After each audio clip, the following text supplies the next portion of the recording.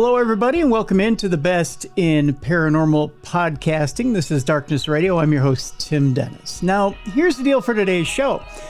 Our guest today, Nancy Timms, had a bit of an emergency, so she won't be with us today. So here's what we're going to do. We got a two-part show today. First, we'll be joining Tracy Paulley and his wife, Tracy, and we'll be doing a bit of a story swap, a bit of a scary story swap. We'll be talking about different haunted areas of our states, famous haunted areas of our states, or maybe not so famous, maybe infamous areas of our states. Then for the second part of our program, I was turned on to an interesting person by a friend of mine who's got an interesting story about aliens and a different kind of alien, maybe a new one that you haven't heard of. Maybe you have heard of them. It's a newer story to me and a newer theory to me. So Ed Casas is with us in the second part of today's Darkness Radio. We're still getting aliens today, but this is going to be different.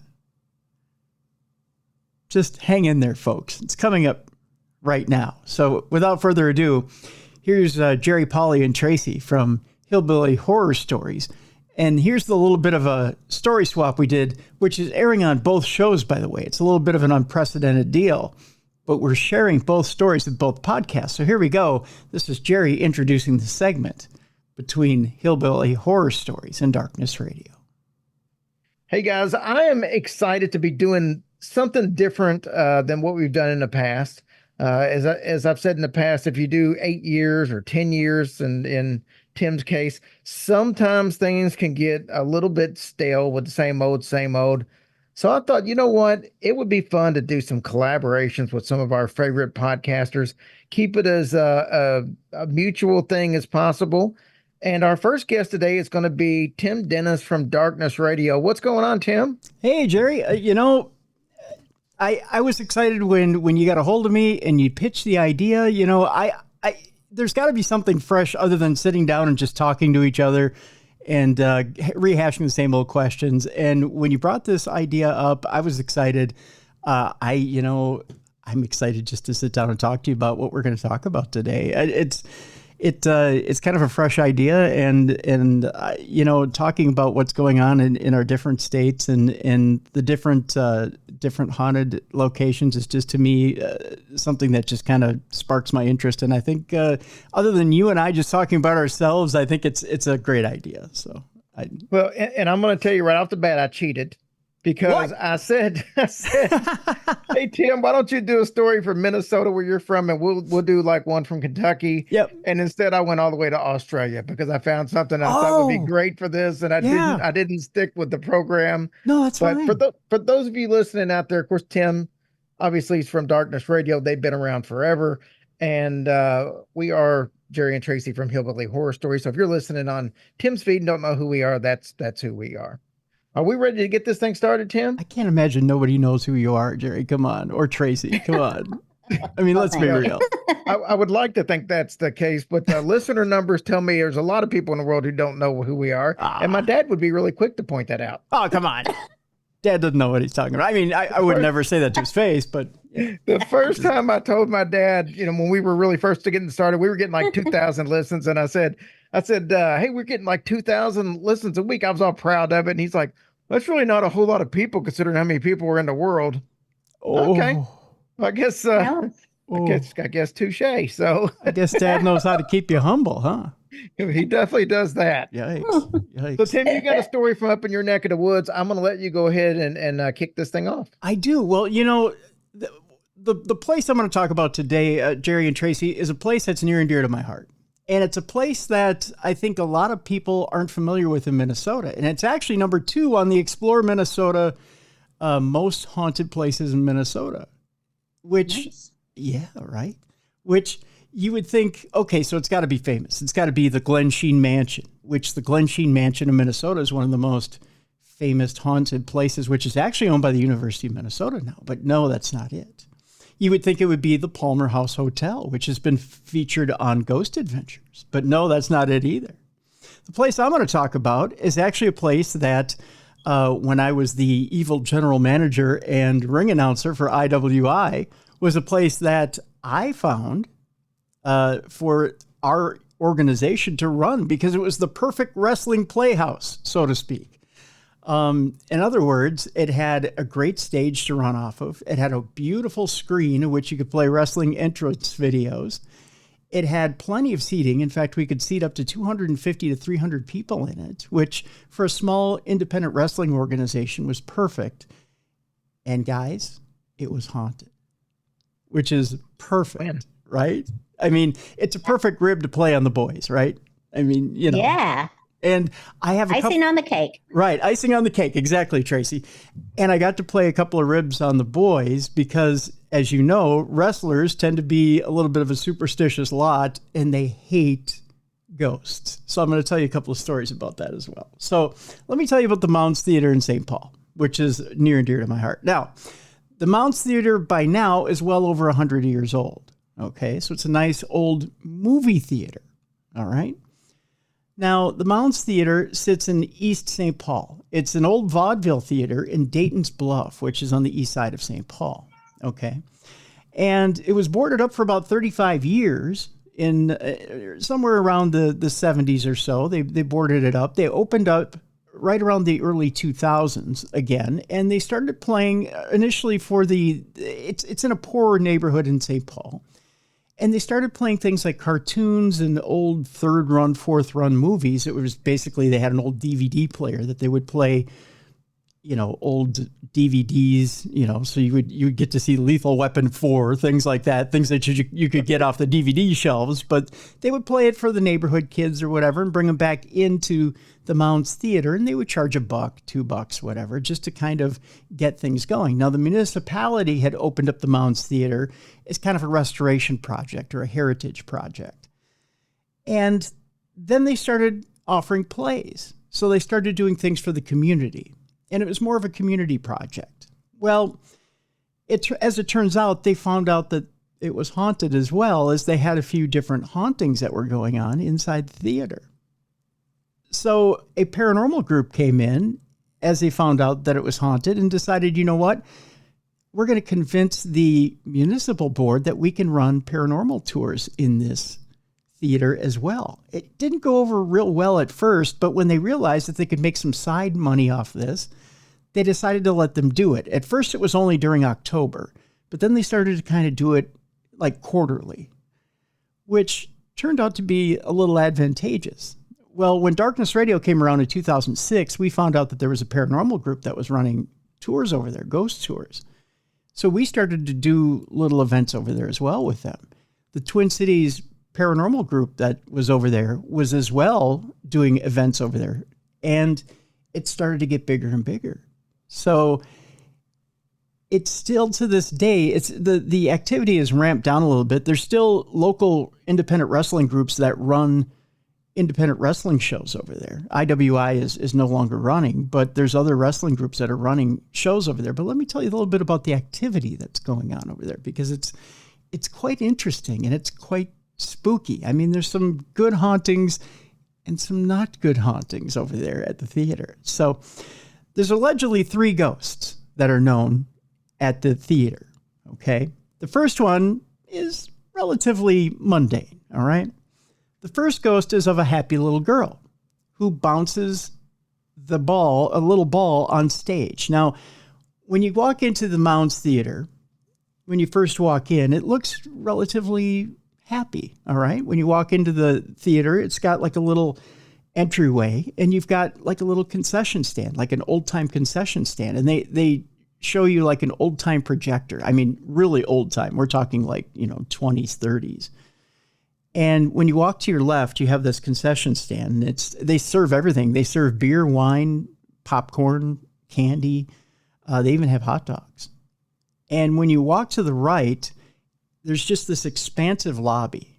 I mean, it just, you open up and it kind of goes down on a slope, which was a bit of an issue when we were trying to set up a wrestling ring. We figured out a way to level it.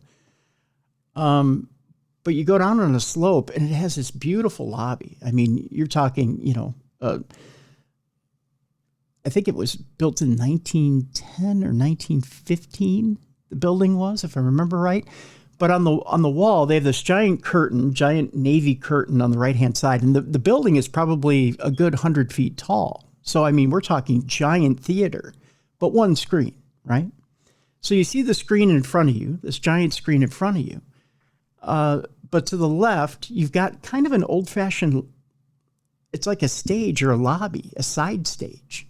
And it almost looks like it's perfect. We used to set up wrestlers with their merchandise on that left-hand side. Keep that in mind, because that left-hand stage comes in handy later on in our tale. Because we did have concessions over there, and there's something haunted that's over there, all right? Now, the stage is in front of you. There's a stage, and then there's a screen, okay? So the stage is where they would perform plays, and that stage is where that little girl is. Now, if all is quiet, when people first come in, when they first file in, if you can imagine this, if you sit and you're quiet enough, sometimes you can hear that little ball bounce. And I would have people come in for IWI who would say, "Do you hear a ball bounce?" And I would say, "No, I don't hear a thing." Right? But you could hear it when people first come in, the first couple of people. What's interesting is we would hold events and we would do things like shows and scares, okay? Because we wanted to try experiments. So what we would do is we would hold an IWI show, and then we would wait for the crowd to file out, and then we would have a ghost hunting event right afterwards. So why we would do this is because we wanted to amp up a crowd and amp up the energy and see if that would feed the ghosts, and then we would ghost hunt afterwards. And you'd be amazed what kind of events or what kind of results you would get from the event, because it would feed these spirits, and you would get cool concept. Yeah, and you would get results. Let me tell you, brother, you would get results. So one of the results you would get, and one of the first things we would do is we would sit in a circle on the stage, because we would try to get the little girl first, because she would tend to be the shyest of the three of them. Okay, so that would be the first ghost, is this little girl that's on the stage that bounces this ball. The second one is an usher that goes up and down the aisles in search of his lost love. Now, this usher is a little particular in that he doesn't like people throwing trash on the floor. Now, keep in mind, we have a wrestling crowd, okay? So people tend to be a little messy. He also is very particular about certain things, okay? So he's a little tidy, and he's a little, forgive the term, he's a little OCD, okay? I have an interesting tale about this usher.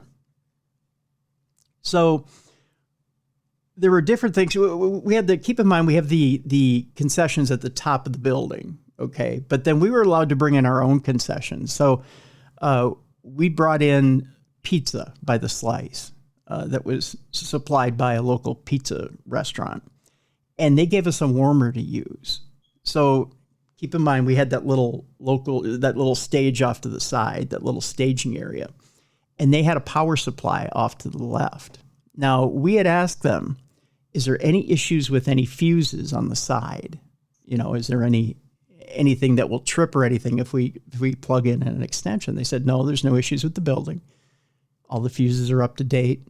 There's nothing. We said, okay. So we plugged in an extension cord. We sold hot dogs and pizza. So we had one crock pot that had hot dogs in it, and we had the warmer. Well, the person who was manning the pizza and the hot dogs still had some hot dogs left. The pizza was all sold out. It sold very quickly. Very good pizza. Sold out very quickly, and she turned off the pizza warmer. And I got up at intermission, and I said, unfortunately, folks, the pizza is sold out, but we still have a few hot dogs left. If you want any hot dogs, we've got probably just a few left. They're right over there. They're on sale right now for only $1. And all of a sudden, the light came back on the warmer. And I looked over and I went, like, is there any more? And the person operating the pizza warmer went, it turned on by itself. Oh my gosh. Right. Nobody likes cold pizza, right? Right.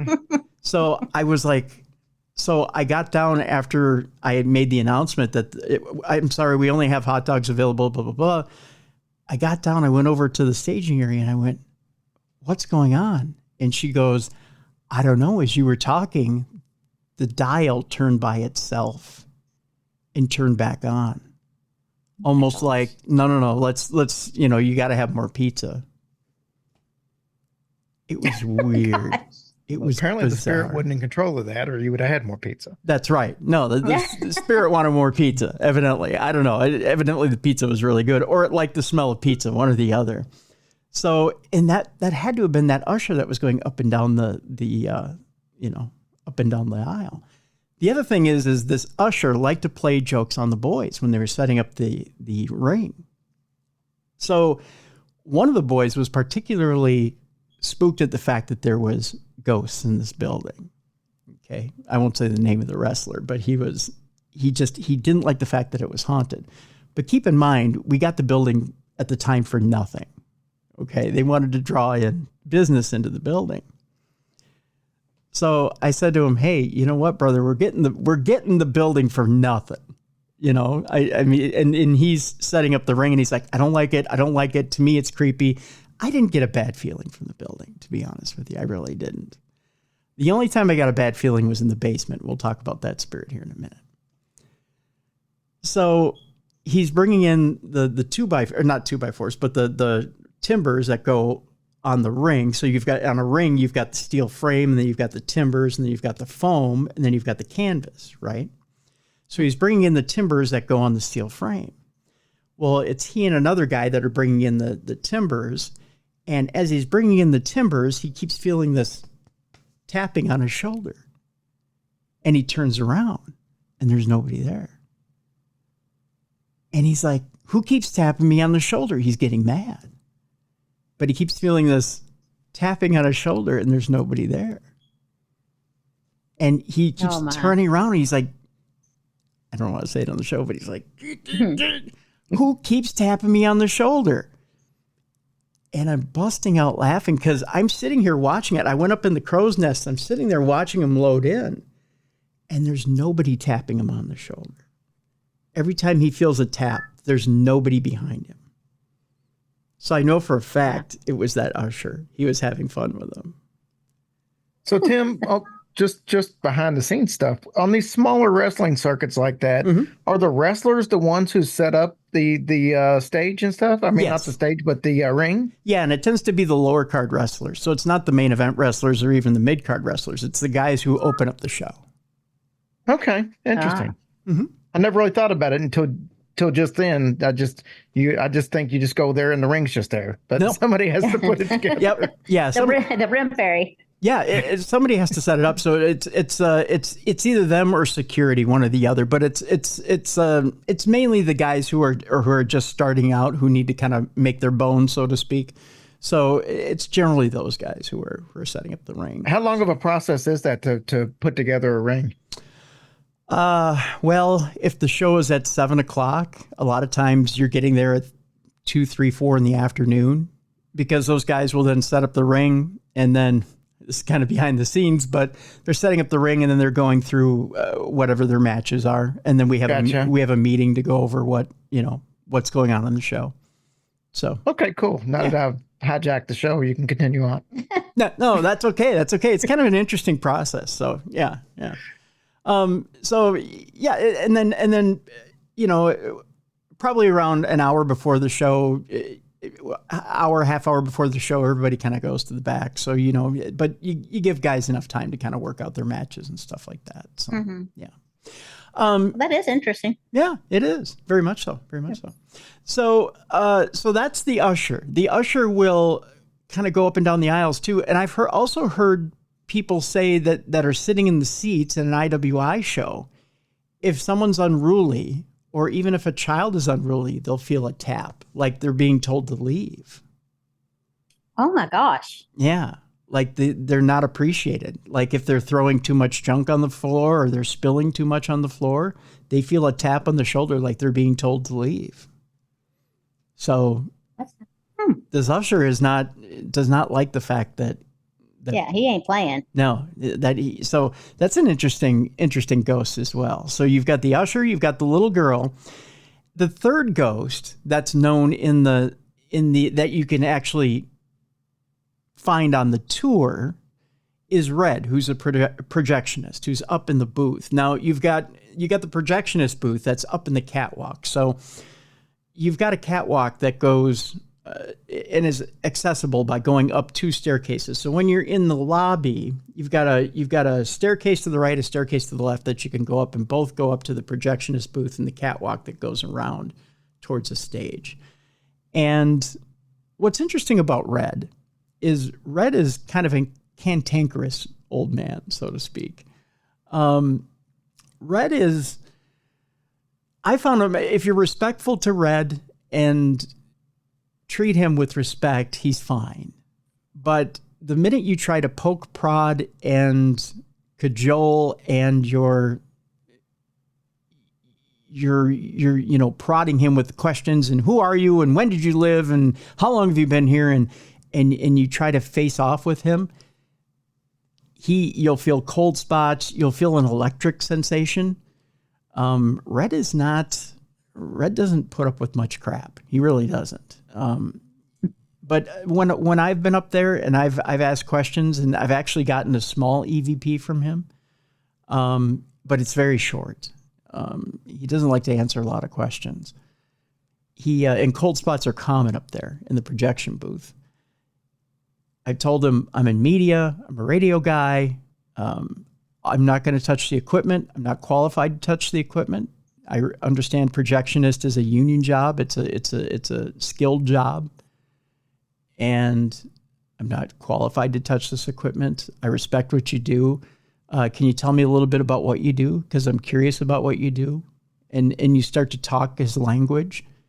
He will open up a little bit and talk to you a little bit in an EVP session. But he's not real friendly. So you have to kind of not walk on eggshells around it, but you have to know how to talk his language in order to get him to talk back with you. So Red's an interesting character. He's an interesting character, but he exists up in that projection booth. But you can definitely feel an oppressive presence up there in that projection booth. It's an interesting place and one of the more darker areas. Now, the darkest area, if you're allowed down there, is in the basement.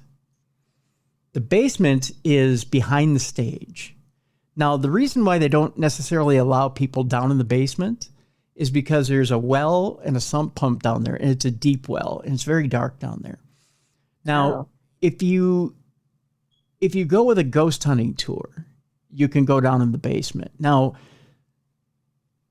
there is what I believe is an elemental down there. It's not a fully human ghost or spirit. What's interesting is we caught something on an SLS camera. Kevin Swanson, who's a friend of the show, had his SLS camera there. And the only way to describe it is it was a spider-like thing on the SLS. And we had asked we had someone sitting around the sump pump, and we had asked it to show itself, and it came down like this. And someone had asked it to come up and touch them. And it came along like this and went up somebody's leg. Yeah, and they said they felt like an electric coldness come up their hand, or up their leg, and then up their arm.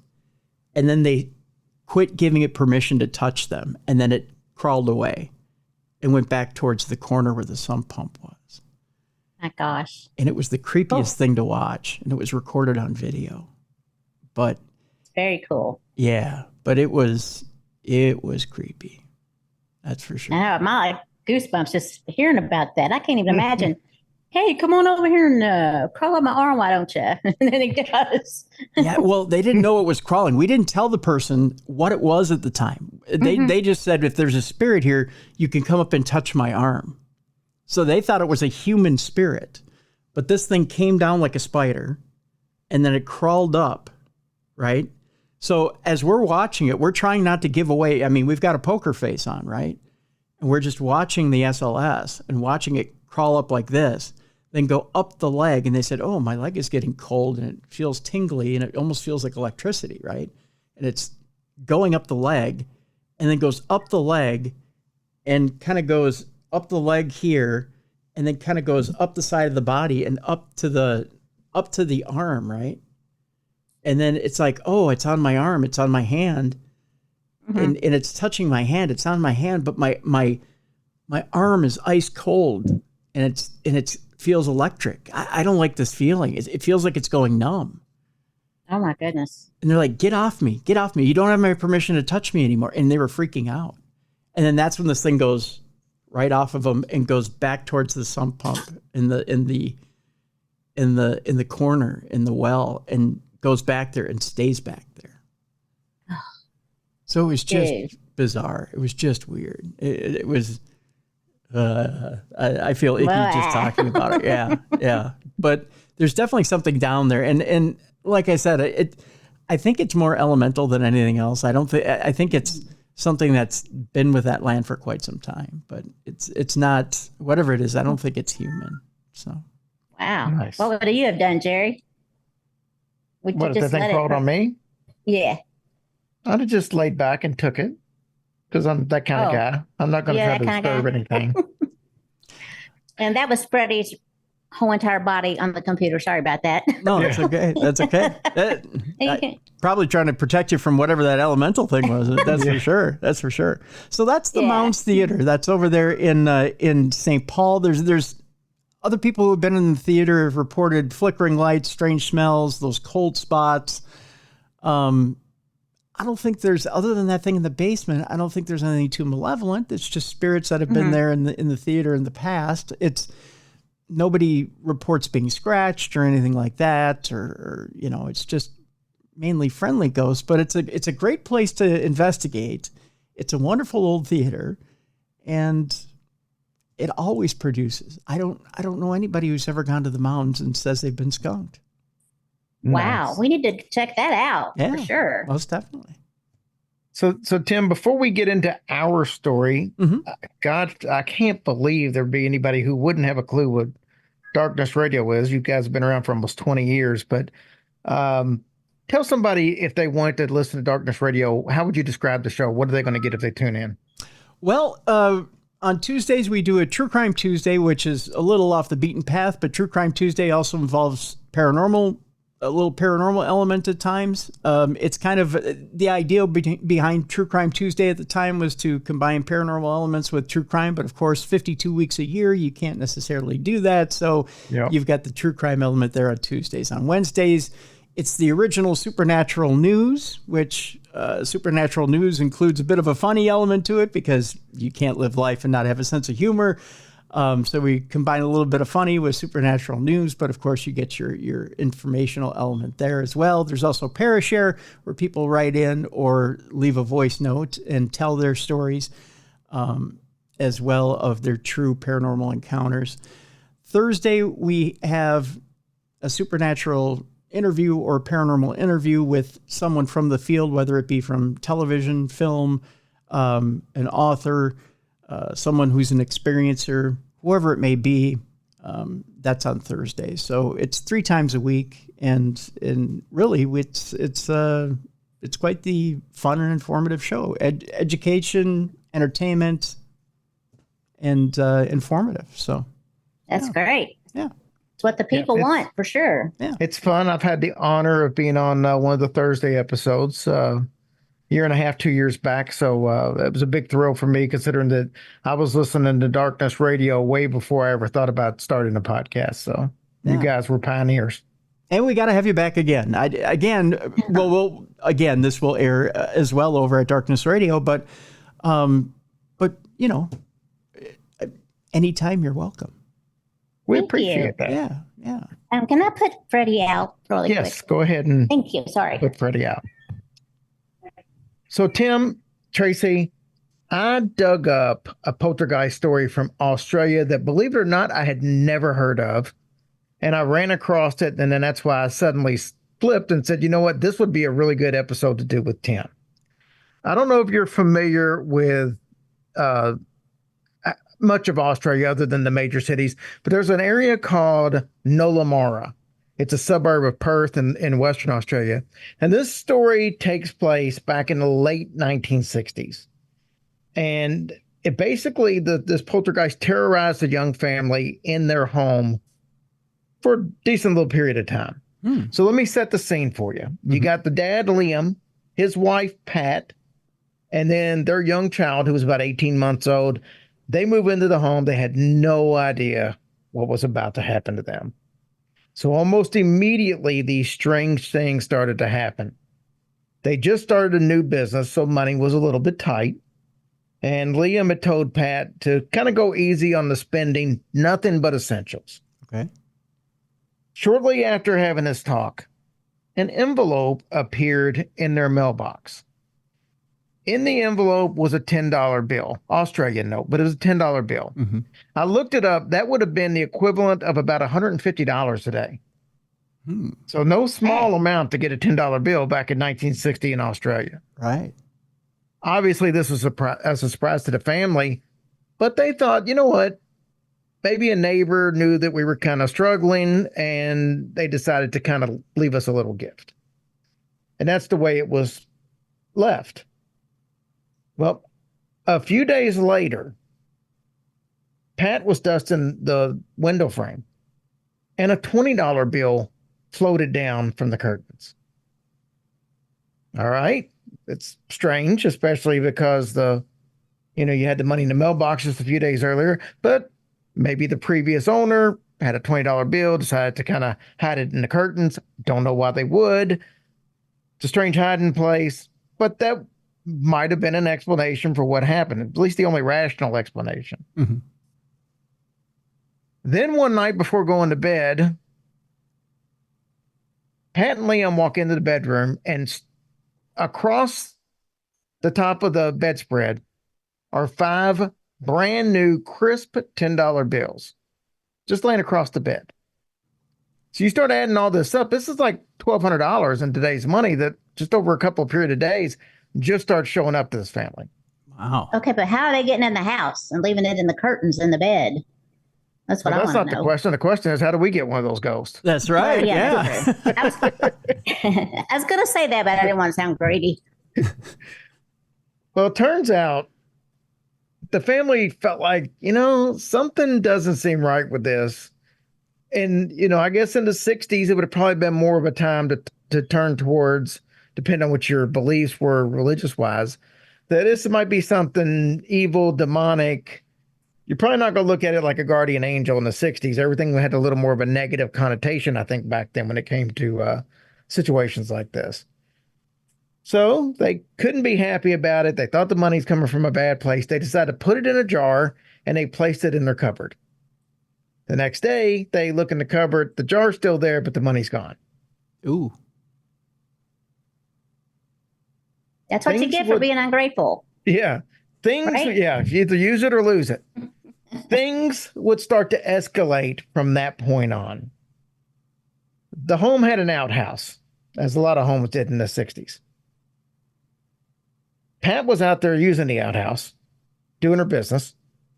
And I guess it had one of those, not necessarily a handle, but like one of the long sticks that kind of you would pull down to lock the door, keep it from opening on their end. So this could be open and closed from the inside. You couldn't get to it from the outside. As Pat's sitting there, the handle on that door, that stick started lifting up. And it lifted all the way up to the point that the door suddenly opened up. There was nobody outside. It was just Pat sitting there showing everything to the outside world and had no clue how it happened. Oh, no. Then on another occasion, Pat walks into her room and she finds all of her clothes that had been in a wardrobe were now strewn all over the bedroom floor. So everything was kind of geared towards Pat for a little bit. Then the entity set its sight on Liam. Somebody apparently stole his cigarettes.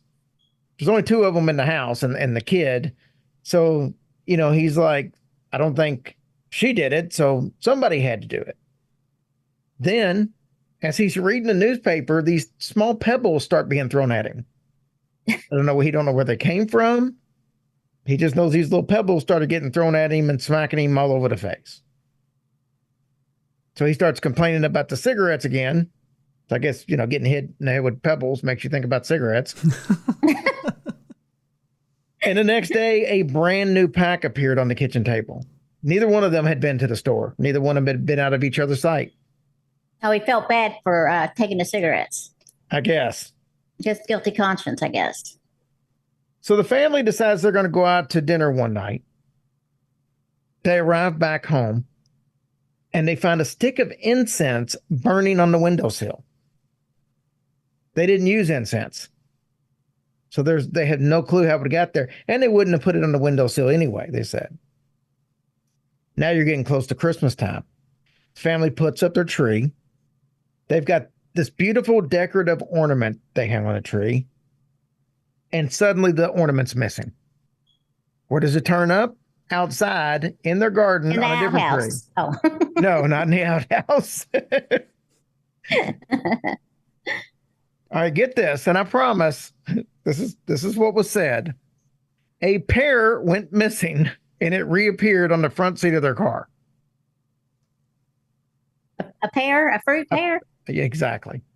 Oh That wasn't going to be the kind of only random crap. Well, that wasn't going to be the only havoc that involved food. So one evening, Pat left a steak on a plate.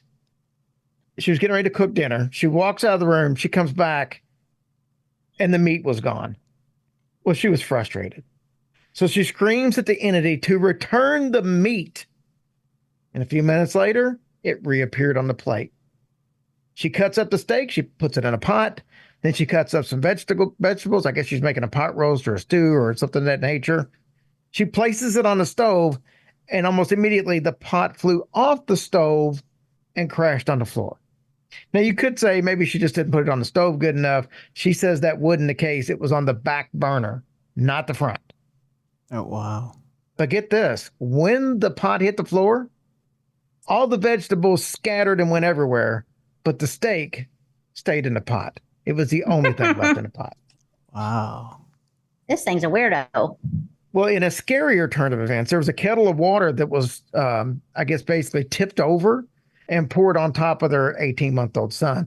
Fortunately, he was not injured at all. I don't guess the water might not have been hot yet, or no, it might not even been heating up to begin with, but that happened.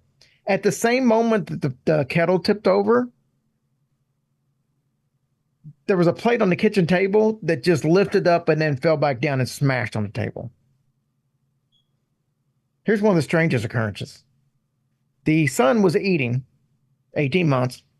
He had a piece of meat in his hand, and an unseen force ripped it from his hand, and the meat disappeared.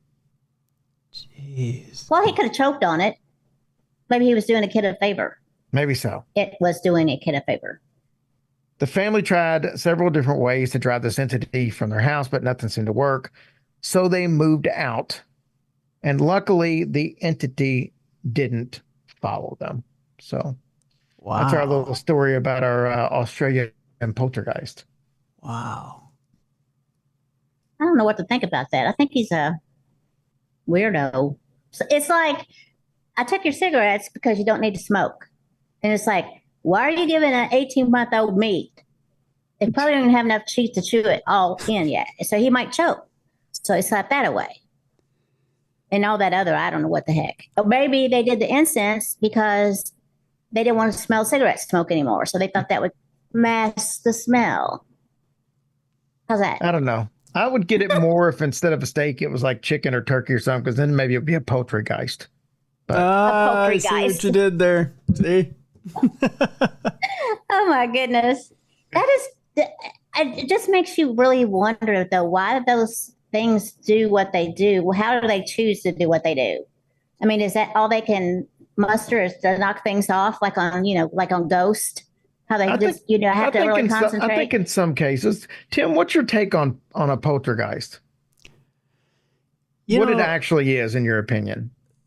Or do you think there's different varieties? Did you say that they had teenage kids in the house? No, and that's where I usually associate poltergeist. Right. teenagers, especially young ladies, around that puberty area. That's usually where you get them. But you got the case of the Indiana poltergeist that did involve an elderly woman. Right. And then we just covered a story on the last one we did here with Mysterious Circumstances, where it was a 17-year-old boy, but that still fits in the demographics. Right. But this one was 2 adults and an 18-month-old baby. So it sounds more, it's listed as a poltergeist story, but to me, it sounds more like a true haunting than a poltergeist. It sounds more like an extreme haunting, doesn't it? Yeah, you know, and you hate to, it doesn't sound demonic. You know, it sounds more like what Tracy was saying. It sounds more like a protective. Yeah. It almost sounds like something that's reaching out and trying to be more protective or impish, you know, more like it's having a little fun with the family. At the same time, it's also, you know, trying to keep things away from them at the same time and looking out for certain members of the family, like with the cigarettes or like with the meat, keeping it away from the baby but at the same time, you know, it's messing with the mom with the pot. It's almost like it's trying to keep it like it succeeded in keeping them away from the house or getting them away from the house. But, you know, it's kind of interesting. You can't really, you know, sit down and have a conversation with it unless you do some sort of work with it, ITC work with it. But, you know, that family had no idea of knowing that they could do that. I don't know. My whole thing too is with the money. Well, I don't think I've ever. The money, ahead, you know, the money I think is almost more explainable than anything else. I think the money is the way to entice it to see is the spirit's way of enticing them to see if they'll play along. In other words, I'm offering you a gift.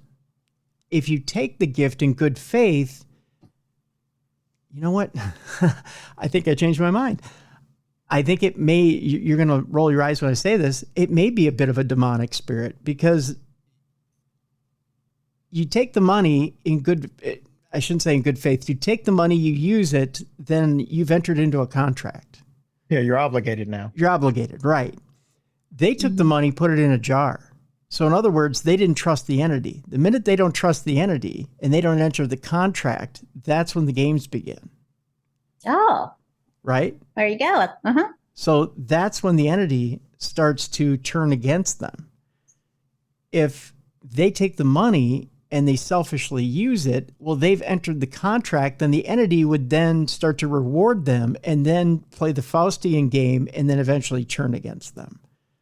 And, you know, and then eventually maybe show themselves to the family. But that didn't happen. You see what I'm saying? So it might have been a demonic spirit, but we don't know. The money, though, could have been, and just a more proof of what Tracy was saying, they might have been trying to help the family out. Maybe the entity was like, look, here's some money. Things are tough right now. Let's help you get through. We're going to make you quit smoking. We're going to, you know, we're not going to mix our meat and veggies together because food shouldn't touch. I don't know, but you know, whatever the case is, and maybe that was the reason for taking the meat out. You know, maybe that meat was tainted. It could have been, and they were, you know, so maybe all of it were signs that it was just trying to help out. Yeah, who knows? It could have been. You're right. It could have been the spirit had all intentions, but to move stuff that quickly and that violently, most regular spirits don't have that kind of power. That's true. You know, I mean, to make that kind of money materialize that quickly, most regular spirits, I don't think can do that. There's such a thing as pennies from heaven, but that kind of money, I mean, you know, that's Fort Knox stuff, you know? Yeah. But where'd they get the money is my question. I mean, how do you just come up with money? I guess. It's not the first time that money's materialized. I mean, the past week in my house, I've had pennies showing up everywhere. So someone's putting pennies from somewhere, somehow. I mean, we have change jars here, but I'm finding it out on the sidewalk, like just random pennies. Not to beat a dead horse, but I am welcome to that spirit spending some time at this house. I'll send him over. And I don't cook, so we don't have to worry about any dishes getting broke. So But you don't cook. that's what I said. I don't cook. Oh, I started to say. So. Yeah, Tracy set a new record by setting the neighbor's smoke alarm off. So we don't let her cook much anymore. Oh, yeah. Tim, it's been an absolute blast, man. This was fun. It's my pleasure. It's my pleasure. I had a great time as well. He is Tim Dennis from Darkness Radio. Go listen. We're Tracy and Jerry from Hillbilly Horror Stories. You can find both of our podcasts anywhere you listen to podcasts. Tim, you got a YouTube page? I do, yes. The original Darkness Radio is the way you look it up. That's one way of finding it. You can also connect to it by going to darknessradioshow.com. There's a page there that connects to the YouTube page. All right. And you can find all of our social media under Hillbilly Horror Stories. Just Google it. It's easy to find these days. So, all right. Tim, thanks for coming on, buddy. We'll talk to you soon. Thank you both. All right. With that, we're going to take a break. When we come back, we've got Ed Casas, Nazca mummies, Tridactyls, and the constant companion theory. When we come back, right after the break, you're listening to the best in paranormal podcasting. This is Darkness Radio.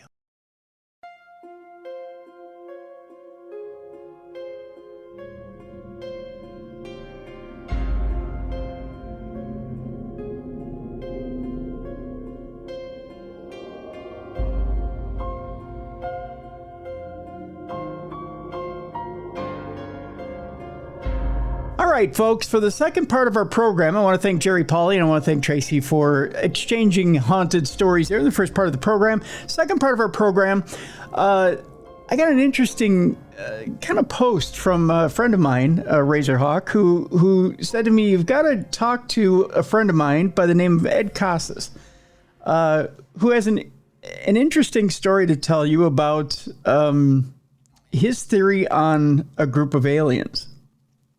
Now, normally, I say to myself, oh, okay. And he says, it would make a great segment for your show. Well, being as today Nancy Timms is out and she's got obligations, and that guest went by the wayside today, I said, you know what? Today we're going to roll the dice. We're going to take a chance.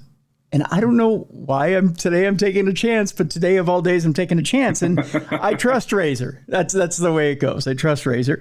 So I wanted to have Ed Casas on because this is actually a topic that we've covered on Supernatural News, and we've talked about Nazca mummies before, but this ties into Nazca mummies quite a bit. So I want to introduce into Darkness Radio right now Ed Casas. Ed, thank you so much for being on the program.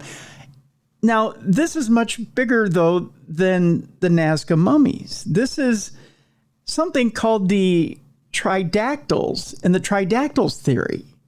Now, let's get into this slowly and build, right? The theory is the constant companion theory. Okay. Please explain, because I'm intrigued. The minute we started to talk about this online and then brought it here onto Zoom, I started to the head started to expand, and I went, okay, very, very interesting. I'm very intrigued. Now, to be fair, there was a bit of and there still is a bit of a controversy about the Nazca mummies, but I keep an open mind about it. The fact of the matter is that there were DNA tests on the Nazca mummies, and it came back that these were not of this earth. DNA is not conclusive that these things are anything that we know of. Which is interesting. Very interesting. It is. My co-host on the show called them cake, which a lot of people did.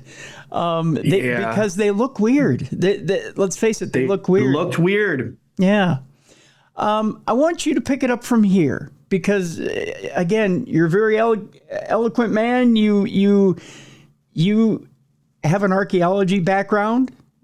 I want you to explain to people what your background is and where your interest is in this and how you've picked it up and formed your own theory here. Yeah, great, man. Thanks for having me. Yeah, a little bit about myself is I'm a sometimes actor, and I've been a sometimes archaeologist. I didn't know if I wanted to be Harrison Ford or Indiana Jones, so I've tried to do a little bit of both. I didn't want to major in theater, and so I decided to major in something I liked, which was anthropology. And I ended up doing great. I was the president of the honors club. I got a dual degree in social sciences with a certificate in ethnic studies. And, my parents are like, what are you going to do with that degree? I said, I don't know, work at a museum. And I did. And I ended up working at a museum, running the education department, doing the activities, running some paleontological runs for scouts down rivers looking for fossils in Florida. And so it's been a fun thing. The museum did close, but I did try to continue doing things, to do some archaeology, taught history at a private high school, and I had a nice experience tutoring the Seminole children on the reservation. So that's sort of my background. But the Nazca mummies, I too thought were cake, and when it came across my Google feed, I dismissed them.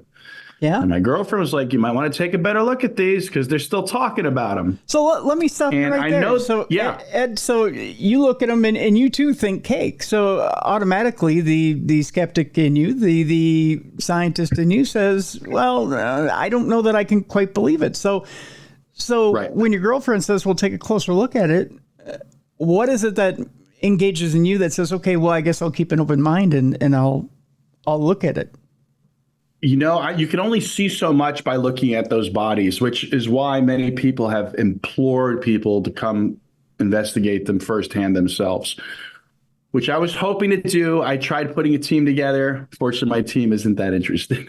But very simply, the testimony of experts. And, I know we live in an age where we don't believe people, but, if we just live our whole lives totally out of trust and thinking everything's a conspiracy, I mean, well, how do you live like that? It'll be debilitating. So yeah. There were several gentlemen who came forth who seemed to be pushing this, that this was a real thing. There was a Russian doctor, a paleontologist who wrote a report, a very detailed report.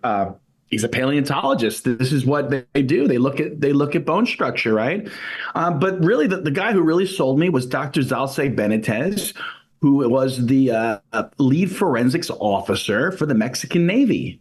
And it's like, if this guy doesn't know what a body is, who knows what a body is? Yeah. Because even myself, even though I say, I'm an anthropologist, I've done archaeology, most of my stuff is cultural and educational. I even said I can't just go there and investigate the bodies myself, because what am I going to do?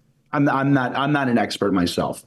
But what did happen was something clicked in my brain, and I remembered seeing the beings. I recognized them.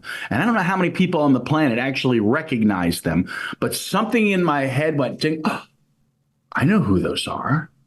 I've seen them before. I've seen their faces on petroglyphs in Canada and petroglyphs as far and wide as the Caribbean. And what I noticed specifically wasn't their tridactyl limbs. That actually didn't even jar my head. It was their cordiform or heart-shaped faces that's created because they have these very pronounced supraorbital arches, very large brow ridges.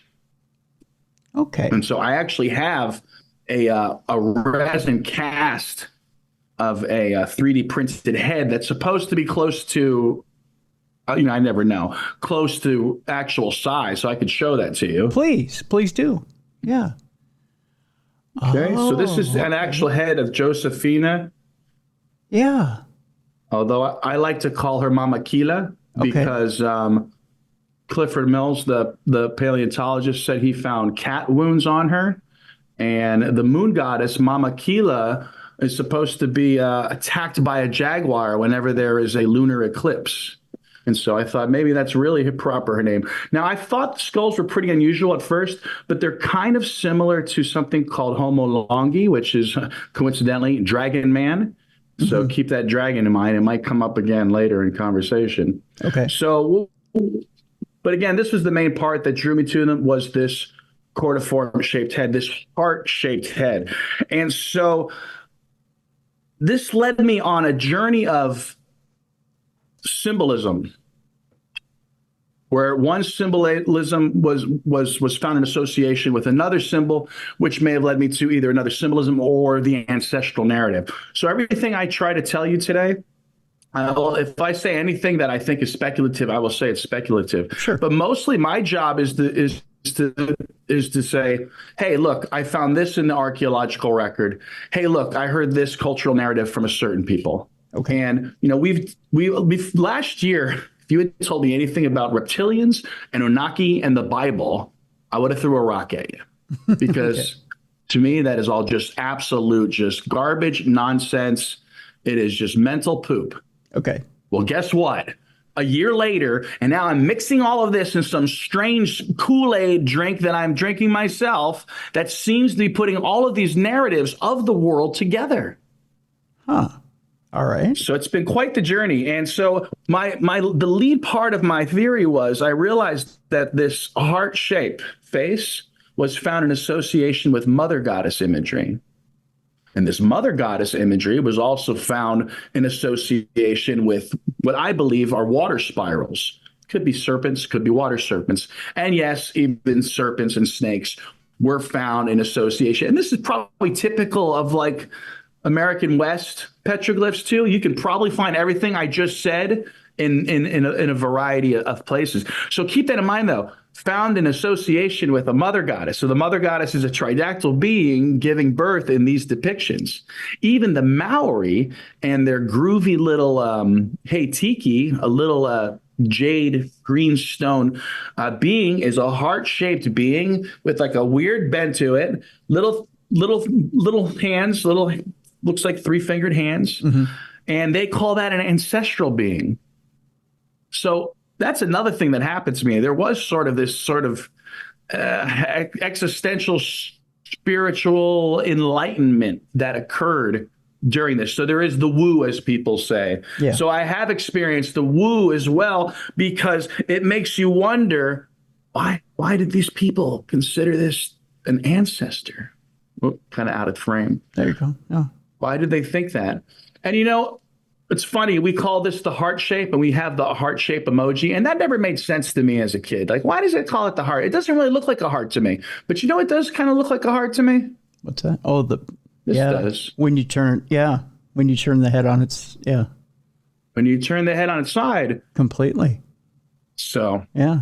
What's also other things you might want to look for on these real quick is these temporal bones. Yep. Are usually very triangular, and you can see those a lot. Of course, occipital bump here is also of importance. You might see that, and I say that a lot, and I mean in other like artifacts. What's also interesting, Ed, when you think back to ancient Egypt, when they went to bind the skulls, it looks like they're almost trying to mimic the way that skull is sitting there. Bingo, Tim. We've all known these things for a long time, right? We've all either had these instinctually, and we've seen it on the ancient alien shows, and plenty of them have been poo-pooed because people said, well, those aren't aliens, those are just people, because they just had their head bound. But there's a reason for everything, and that's what anthropology does. Anthropology tries to demonstrate that there is an impetus for everything we have and do in our culture. What's funny, though, there is something in anthropology that is they ascribe to a galactic coincidence, and they call it independent innovation. That means when traditional anthropologists see something invented in one part of the world and something invented in another part of the world, they call it independent innovation, dismissing everything we know about anthropology, which is cultural transference is what normally happens. Yeah. And that's kind of part of what my theory is here. My theory is like all these things of independent innovation are not true. We have the so-called missing link, and I don't mean genetically, although let's find out with that. But I mean the cultural missing link is what the tridactyls are. They fill in all the blanks of many ancestral narratives, mythologies, cosmologies, and belief systems. But real quick, the mother goddess and the ancestral worship and the heart-shaped face made me say, oh my God, these beings inspired something as basic as our heart symbol. Yeah. That was the start of my theory. And again, it also sort of puts the ontological weight on you there. What? And so keep in mind, that was a year ago, sir.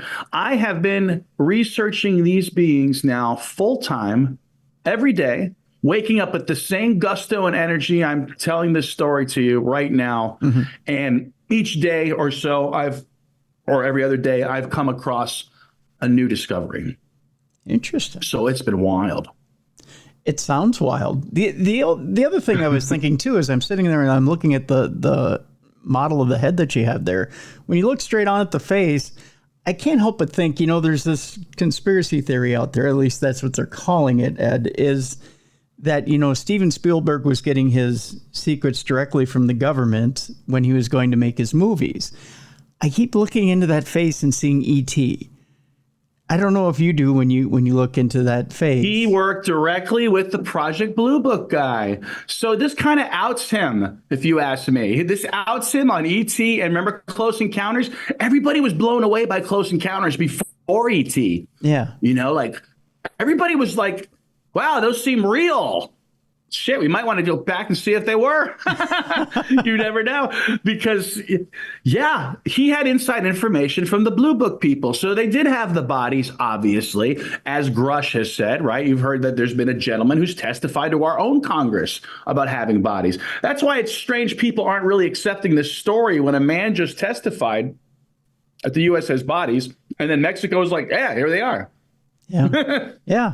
Check them out. So yes, the first thing people say is, oh, it looks like E.T. And really what you should be saying is, you mean E.T. looks like them. Right.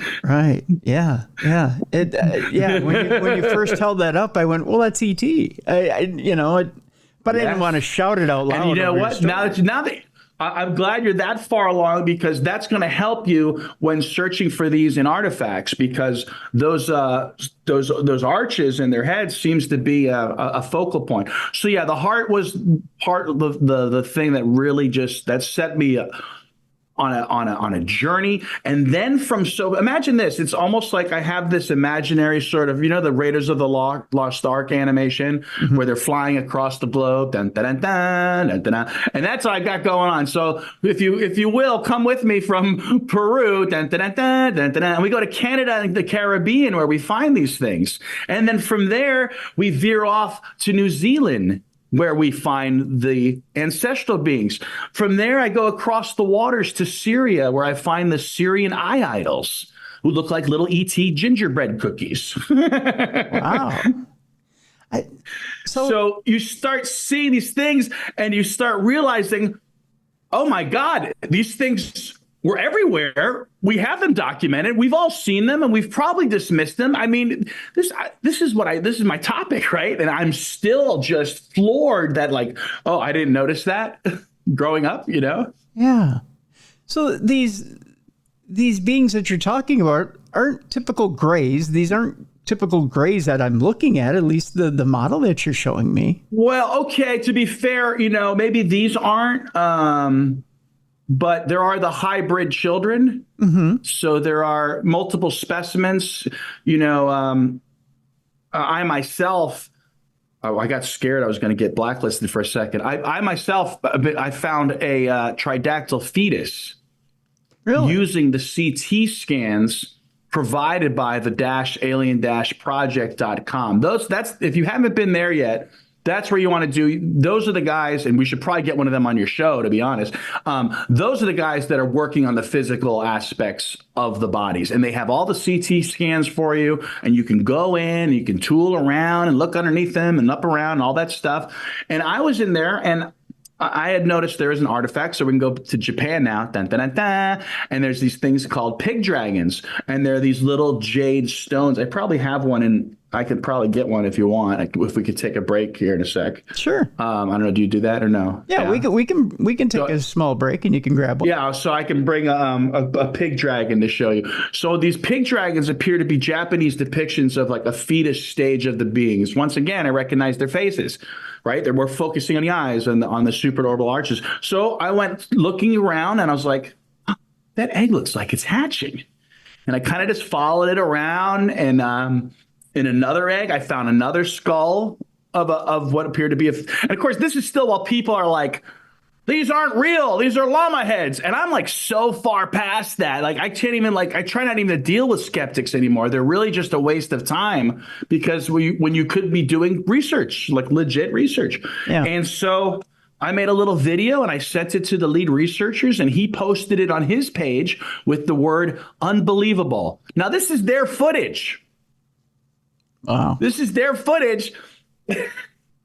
And here I am saying, but there's been this weird, even like with the Twitter community, X community, they didn't seem that impressed. And so I'm so glad to be talking to you because it feels like I am just yelling in a void sometimes. And it's just like, I don't know what's going on. It's bizarro world sometimes. Like, hey, look at this. It's cool. And everyone's like, yeah, whatever. Well, here's what's intriguing, Ed, and this is where I'm trying. You know, we talk about the universe in itself, and I guess where these beings fit in the, I don't want to call it a rogues gallery, but where they fit in the, I guess in the spectrum of aliens, right? Or where they fit in the day-to-day of well, you know. The thing is, there's a variety of them. In fact, I'm kind of jumping ahead here in my theory, but I have my own nomenclature for them that I would like to see used. I'm sure it won't be used. Someone else will end up naming them. But I believe these are the Naga beings of Southeast Asia. Okay. And I have found evidence to support that. But the Naga beings may have been the impetus for the Indian caste system because the Naga beings had a sort of hierarchy themselves. There was the serpentine Nagas who were like the wise ones. And then there was the metallurgist, skillcraft Yaksha dwarves, which I thought the Tridactyls, my hypothesis were the Yakshas were metaphorical stand-ins for the Tridactyls. I later found evidence to prove that, and we could talk about that if we have a chance. And then not lastly, then there are the Rakshasa. Are you familiar with them? No. Rakshasa? These are like ogre-type beings. Okay. And so the Tridactyls, there have been large heads and 7-inch hands found. Really? And I don't know if you know about the hands, but the Tridactyl hands have an extra phalange. The 7-inch hands have an extra phalange and have 6 on each finger. Wow. So those might be, these Rakshasa might be your reptilians. And then lastly is the Shudra, which is the worker class.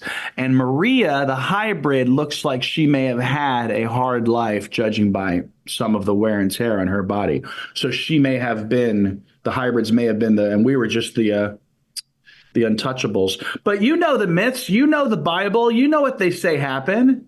The higher echelon beings got freaky with the locals. That's the story. And so, the genetic, which people can go to the nationalhealthinstitute.org and they can look up we have the links. You can look up the DNA of, I believe it's Victoria and Maria. I think Victoria's, the little headless one, Victoria's probably Victor, but it probably doesn't matter because I put out a hypothesis, a guess, and a lot of my guesses are based on myth, but they're becoming fortified by science. So I had put forth the idea that these beings were hermaphrodite and experienced parthenogenesis. That is, they can self-replicate. Where did I get that from? From all the myths of like gods saying that they thought themselves in the being or thought themselves pregnant and man from the mind of God and all these sort of things. And sure enough, they're doing some biological tests on Maria and she definitely has the chromosomes of both. So it's interesting how useful the myths have been in predicting biology. I think these beings have a marine origin. They might go through a metamorphosis. One of the scientists found evidence of oceanic minerals in the skull, which would indicate marine beginnings. Okay.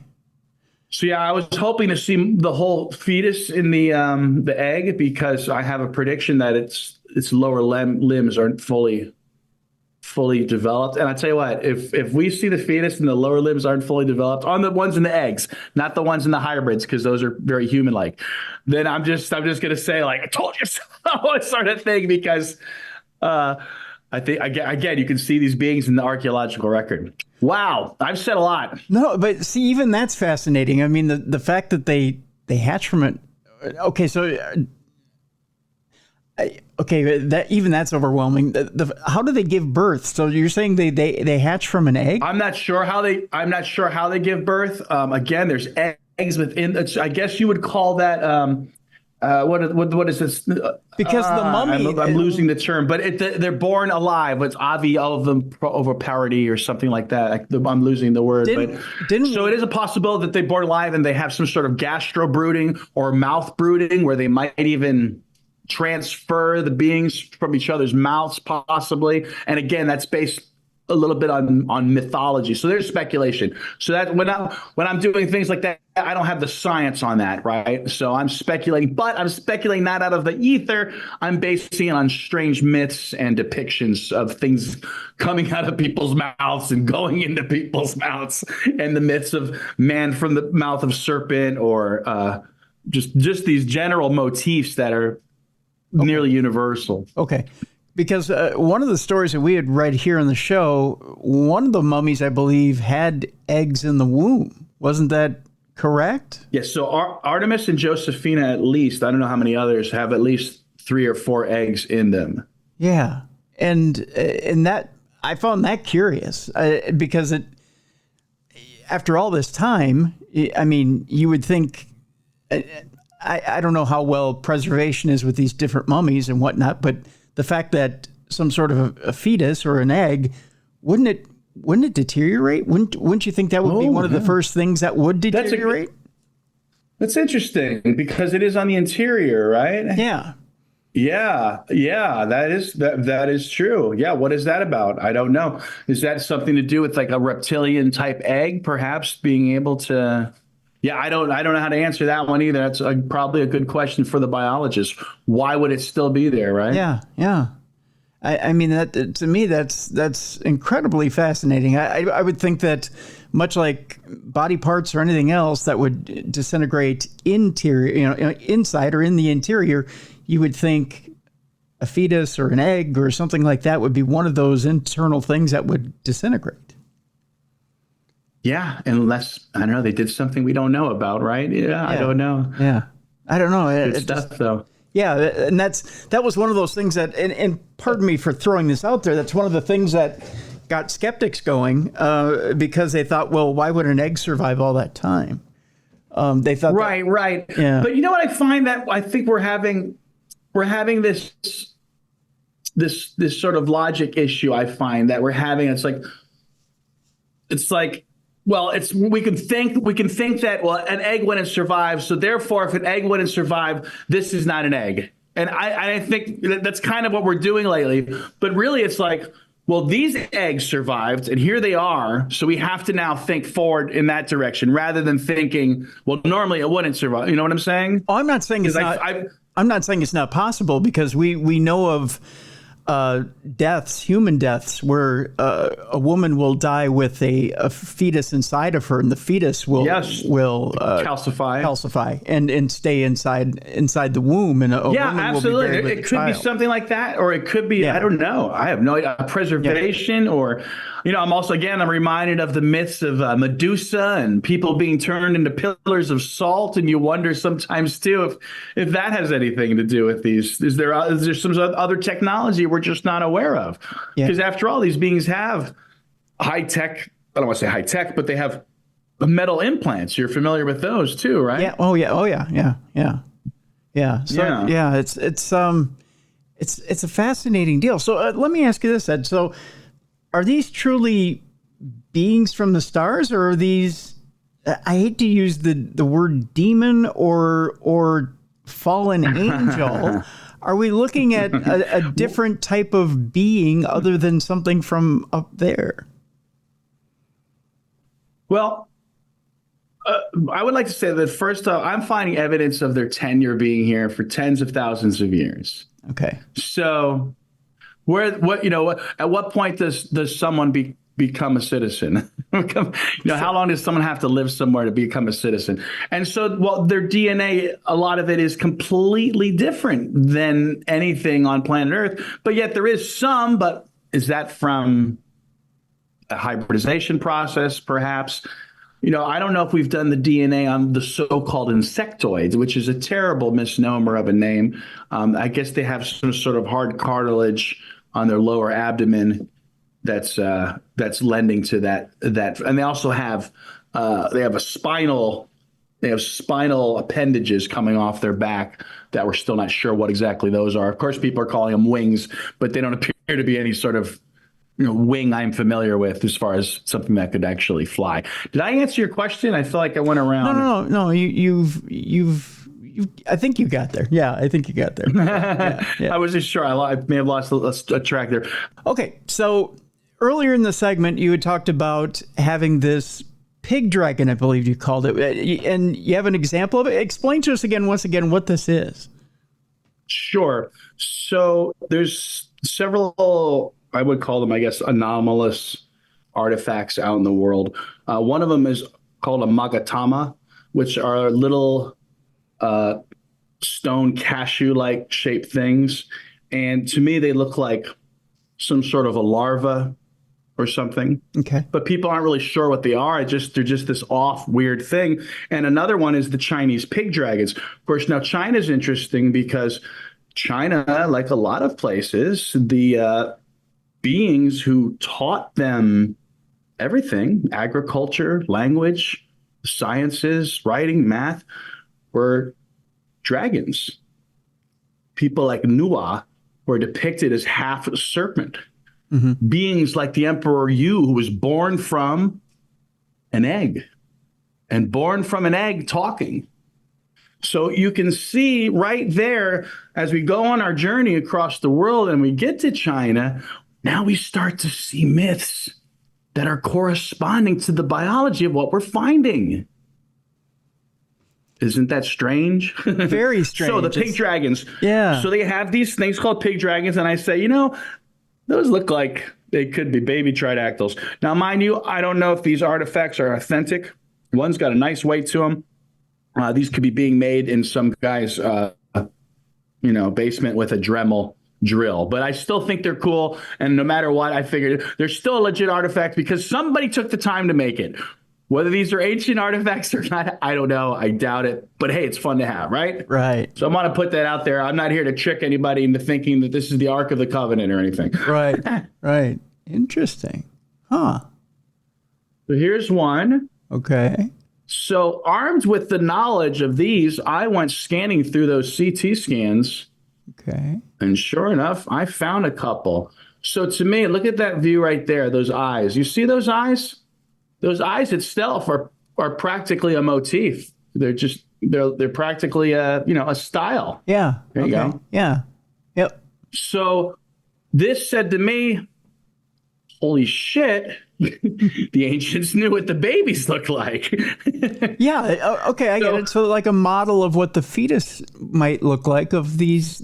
So I like creatures. to brag that not only I might be one of the first people to publicly announce a tridactyl fetus on the planet Earth, but I might be one of the first people to publicly announce a dragon fetus in thousands of years. Okay. Yeah. So yeah. Yeah, no, I see what you mean. And of course, the dragons and the Naga are the same people. In fact, I was at an Indonesian restaurant the other day, and I was like, so what do you know about the dragon or the Naga? She said, oh, they're the same. Dragon and Naga the same. I'm like, yeah, I know. They're the same. Okay. Now, this may seem kind of redundant, Ed, to ask, but do you hear many reports of people saying, I've had a direct experience with a Naga, even modern day, or someone saying yes, and yes, with the Naga I have, and unfortunately, after meeting but after seeing the Nazca mummies and doing my research, when I hear some of these people say that, it does sound like quite a bunch of bullshit. It does.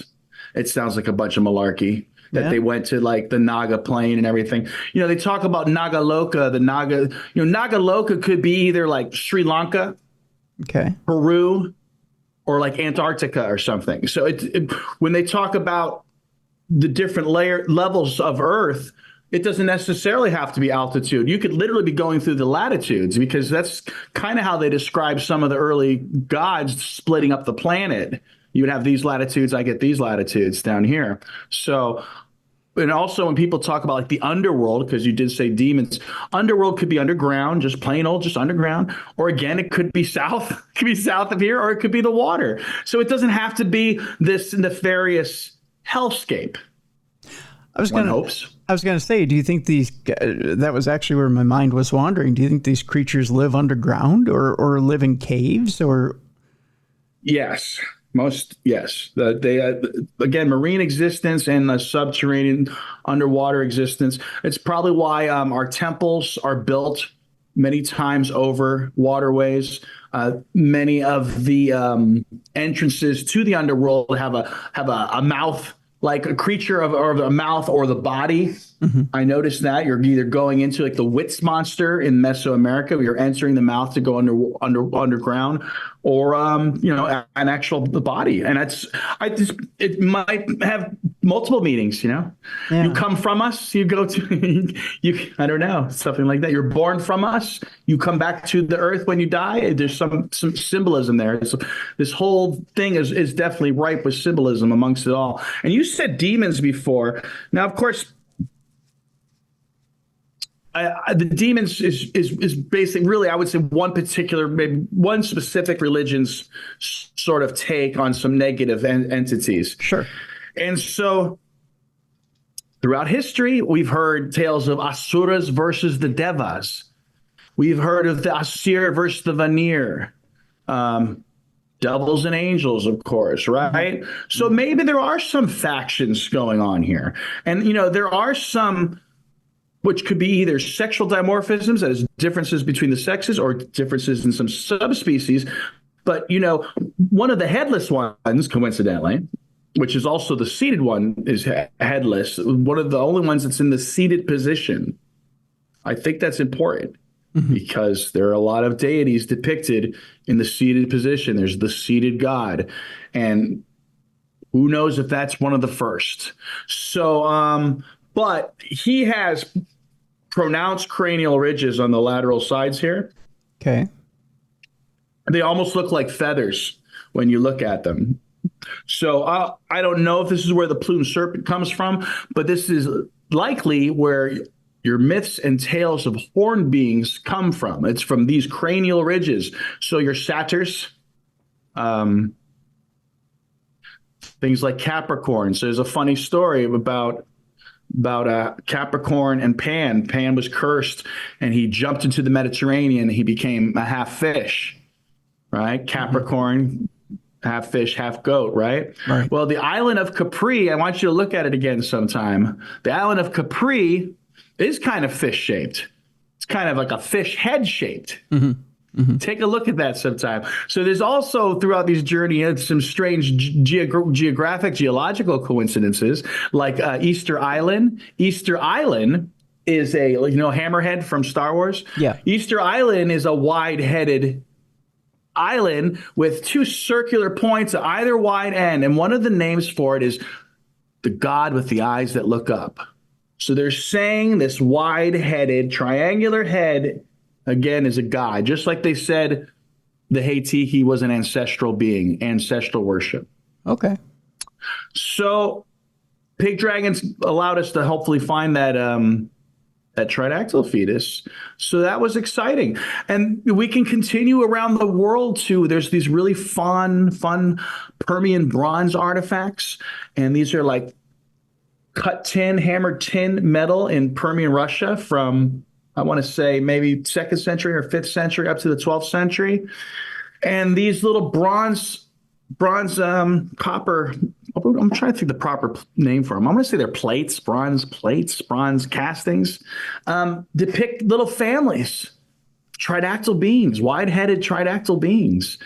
And that also said to me, just looking at what I call the countenance, I use a term called countenance, which is their general demeanor of their face. I feel like throughout the artifacts, that's something I can also see is a general countenance, and the countenance of the Permian bronze beings is very benign, maybe even scared at times. It almost looks like there's these groups of three, which is interesting because theory has a group of three. Coincidentally, he probably doesn't even know about these Permian things, but theory from the Alien Project has the family, and in the Permian things, they actually call them the Holy Family is the name of the artifacts in the Russian term. And it's these little groups of three beings. Sometimes they look happy looking at you, but it feels like you just open a door, a pantry door with a flashlight, and you saw the three of them there. That's the feeling I get from them. So look those up sometime. Yeah. Permian bronze culture, Permian bronze animal style. I probably have them on my page somewhere. Okay. So yeah, just another artifact. Very interesting. Ed, let me as we start to kind of wrap up here, let me ask you this. Yeah. Why is it now, mind you, you have the education to start to put this together, and you recognize these beings, and you started to kind of, I don't want to say go down the rabbit hole with this and figure it out. Well, but why is it that other people of educated means didn't say, well, I think we've seen these beings before. Okay. Why couldn't we put it all together? Because we really haven't seen these beings before. Okay. That's just it. So I'm so glad you asked that. And it's going to bring me to another place. So I had a hypothesis that I kept hearing tales of the yakshas in India. They're just the dwarves. You know your dwarves from mythology. You know what they do, right? They were fulfilling that role. They were dwarves. I'm like, oh, those are the little guys. That's probably why the little guys have metal on them, right? And we have bigger guys and whatnot. So I'm watching Praveen Mahan. He's this Indian gentleman who goes to different temples. And I'm watching his video, and he's scanning a god statue. And many times the god is flanked by two guardian gods, two little beings. So there's a taller being, like a taller, attractive one, and two little weird ones many times on the side. Okay. Those two beings you probably will see today, even still, as your foo dogs and your Chinese lions and your guardian lions you see outside the library. That same concept evolved through human culture, and we have those there. So during his video, I'm watching it, and this is one of the first times I noticed this motif. There, like I'm sitting like this, because it's a common motif. I noticed that the Yaksha beings were concealing a hyper-realistic looking head of a biological tridactyl. And this was one of the earliest forms of steganography that I came across.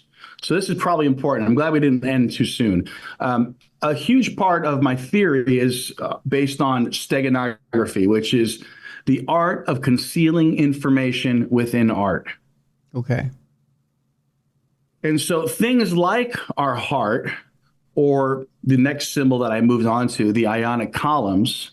The ionic columns are stylized versions of the being's eyes. And they come to us via goddess temples that were also related to serpents and healing. So Hera and Asclepioles. Wow, where was I at? The healing the eyes. Oh my goodness! I went off on. I got too sidetracked by the ionic columns. Symbolism. I'm not sure now. Anyway, oh wow, that was good. Okay, so sorry about that. That's okay. I don't know what I was on about. It was something about the dwarves and the steganography. Okay, thank you. Back to the steganography. Oh, I brought myself back. So the ionic columns, if you had an ionic column out, you would say something. Not everyone may know that, oh, this is the healing temple, let's say. So what I have found is that there is this complex concealment of various things throughout architecture and art.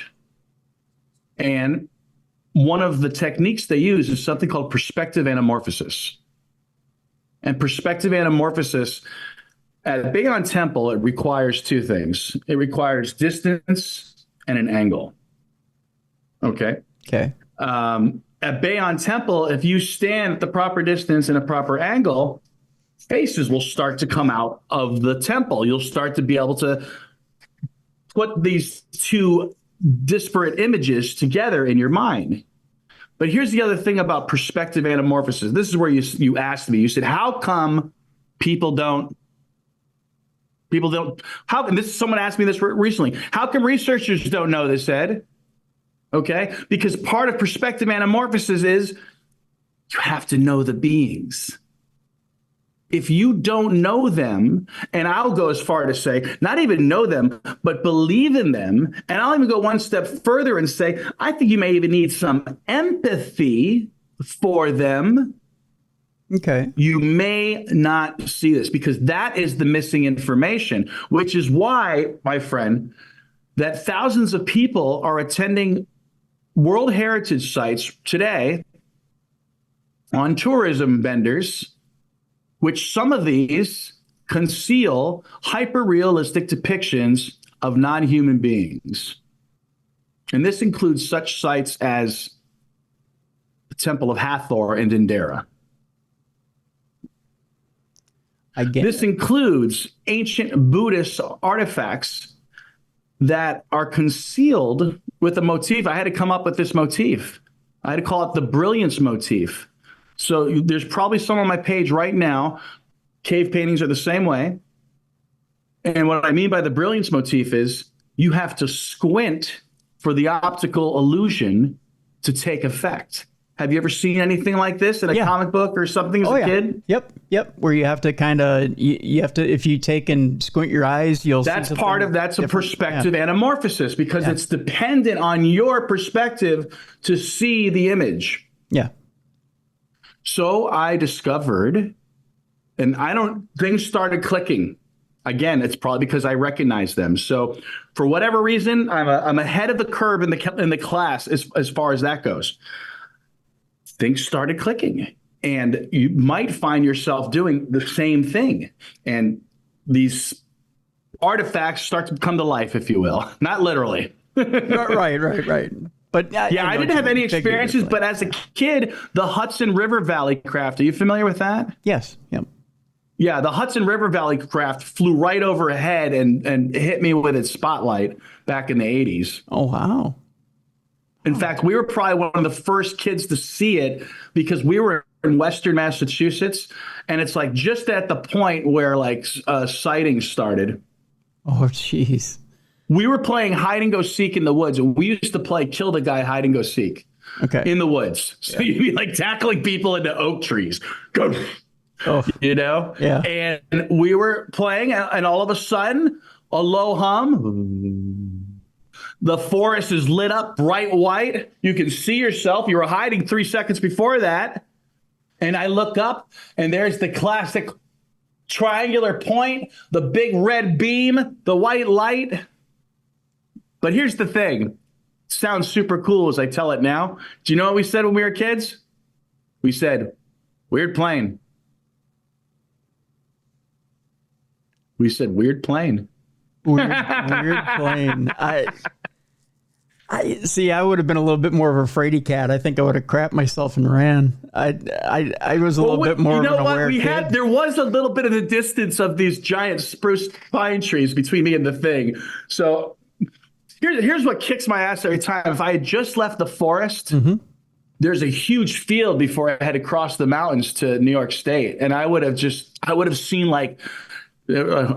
everything. Yeah. And so I'm a little disappointed by that. But now I get to live this whole Tridactyl thing. And again, I'm making discoveries in World Heritage sites. I believe these beings can be seen in the languages of the world. And I mean the letters of the world. The ancient Chinese symbol for sky and God is a little dwarf. It's a little dwarf being. Interesting. Very interesting indeed. The primary letter in one of the Sanskrit languages is Ka, and it looks like a snake man. It's got like a little crowned head. Oh, crowned heads. Another letter, Chinese, Rua. Rua, the North Sea god. There's pictures of him with 3 horns and his 3 hands and like one serpentine body. But we don't talk about any of this stuff, do we? No. I've been able to spend the whole year focusing on this like no one else can, because you also have to have a little, you have to have a little bit of accent. I have to be a little bit eccentric. And so I'm eccentric enough, and I'm eccentric enough to put up with the people who are going to be like, no, that's true. You're crazy, blah, blah, blah. I had to pull rank on somebody today. He came in, he's like, your pareidolia isn't good for the community. It's like, pareidolia, he says to me. You know what pareidolia is, right? Yes, I do. Yeah. And I was like, yeah, how many museums did you work at? Have you ever done archaeology? You ever taught history? And I hate to be that guy, because I think everybody's opinion should matter, but it should matter enough that don't come to me saying that my stuff's pareidolia. What I've been trying to demonstrate is that this architecture is in the stonework of the Americas. Mm-hmm. Mm-hmm.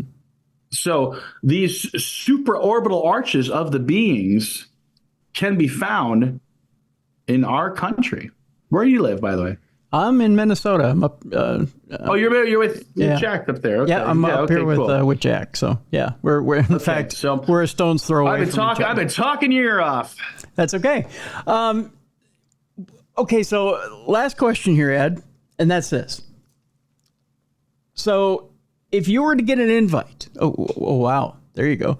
If you were to get an invite, if you're watching the video here, you can see the figure. Oh. Got a little 3D dude. Little 3D. They got furculas, They do. They have furcula, little wishbones. So, yeah. I'm going to play a little what if with you here, Ed, to close out our segment. You get an invite, let's say, you get an invite to go down and actually see these things for yourself. I did. I could have went, and I didn't go. Why didn't you go? I didn't feel like I had the biological experience and know how to do anything. I would go down and take a selfie with them. Like, hey.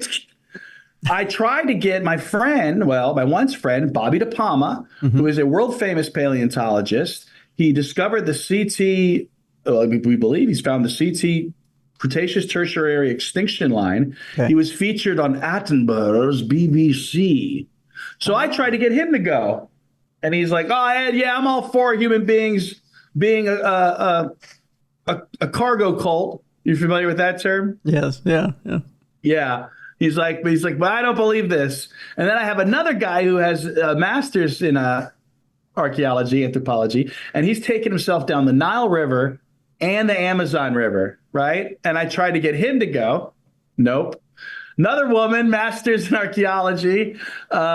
She's done work on the Bimini Road as a scuba person.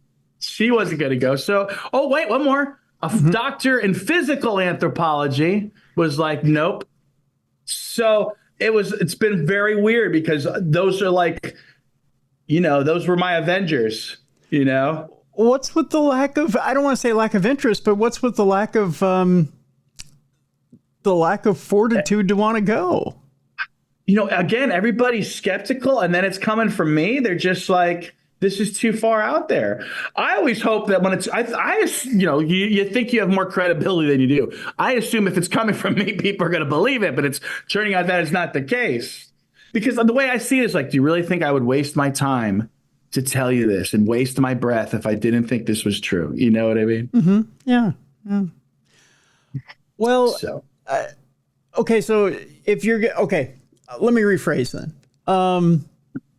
You get an opportunity to go down there, and you're given your druthers as to your choice of scientific. All right, if they bring me, if I can, here's a good one. If I could go to the site, they were gonna, because we don't know where the site is yet. They haven't made that official. Okay. If they were gonna make, because that would be cultural to me. I would be like, I'll go to the site in a heartbeat. Yeah. Does that answer your question? Yes. Okay. So they give you a choice of going to the site where these things are. Or were. Oh, yeah. I would camp out there probably. Come on. Now, what do you hope to find? We'll change the question a little bit. What do you hope to find, and what do you look for when you go there? Going back almost to the other question, I hope to find things that other people didn't see. Right? Because again, I tell my girlfriend first, she's tired of hearing about this stuff for the last year. You can imagine. She's just like, no more Tridactyls. But I say this is a 1 in 8 billion theory. There's 8 billion people on Earth. This is a 1 in 8 billion theory based on archaeological evidence and the ancestral narrative, the mythological and cosmological.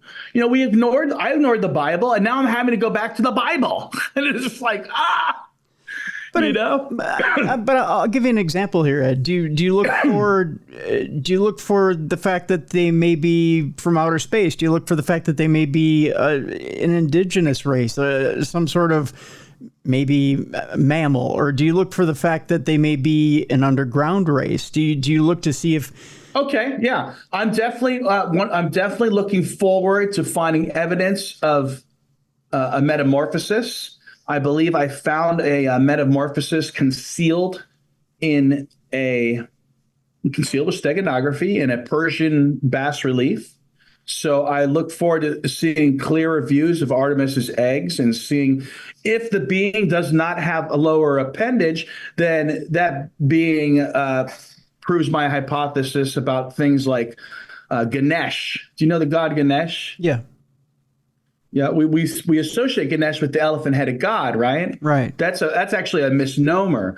It's the being who is shaped like the head of an elephant. Put that in your H.P. Lovecraft brain for So why is that? Because the limbs were not formed. They went through. This is part of my metamorphosis. I'm the only one that has this theory, mind you. My metamorphosis theory is because the lower limbs were formed. One was like a trunk and one was like a tusk. That's why they use the term elephant-like, is referring to limbs that are unformed. And Ganesh is the leader of the Ganas, and the Ganas are like the Yakshas. They're a bunch of little dudes that do whatever you want them to do. They're a powerhouse. One more thing that relates to this is that Ganesh is known as the child in Tamil, and there's an ancient Chinese radical letter called the child, Ji, and guess what it is? Ji is a serpentine kid with a big head. Oh. These letters are right there. Not to mention, I've been tracing a phoneme and a letter. There's a letter in some languages called Ka. Okay. And it's two hands that initially started with two tridactyl hands. By the time it gets to Egypt, it's two regular hands, and it's Ka. So I believe Ka, I mentioned it earlier in another letter, is actually, it's a phoneme. It's a sound, but I think it's also the name of this alpha being, this alpha god. So the other thing you asked me about, what do I hope to find? I believe these beings are the demiurge. They are maybe the creators of life on this planet. They may not be the supreme being of the cosmos, but these are your Anunnaki, your Seraphim. These are the beings that went from culture to culture, teaching man everything. Okay. And it's a big, crazy thing. And this is where we leave. This is where like social science and shamanism are starting to blend with me. Yeah. Yeah. Especially when I know I'm seeing the things that people aren't seeing, and I have to explain it to them that it is this perspective anamorphosis. So not only do you have to maybe squint, as I mentioned, with several of these. Right. I just found a great cave painting. It's one of my favorite because it's so easy. I'm like, just squint. It's a famous cave painting you've probably seen before with lots of handprints all over it. Mm-hmm.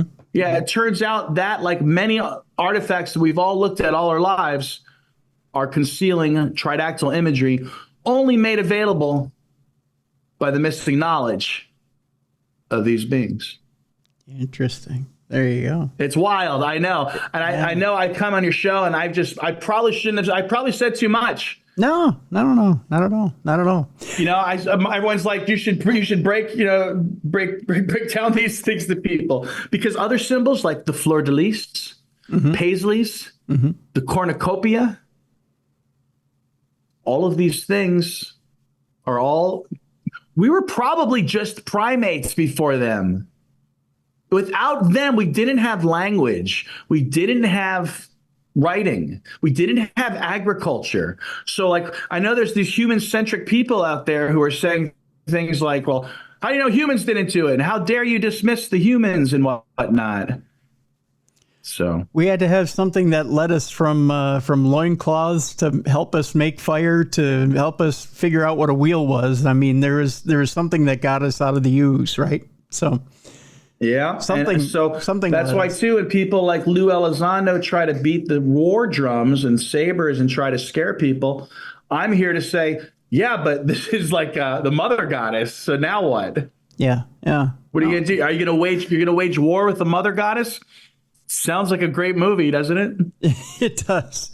Sounds like a blockbuster for next summer. That's for sure. It sounds like a blockbuster. Yeah, I would love to see some of this into a movie. I don't know if if I should just break down and write a book, but it's hard to write a book when literally like every other day I'm looking at a new artifact.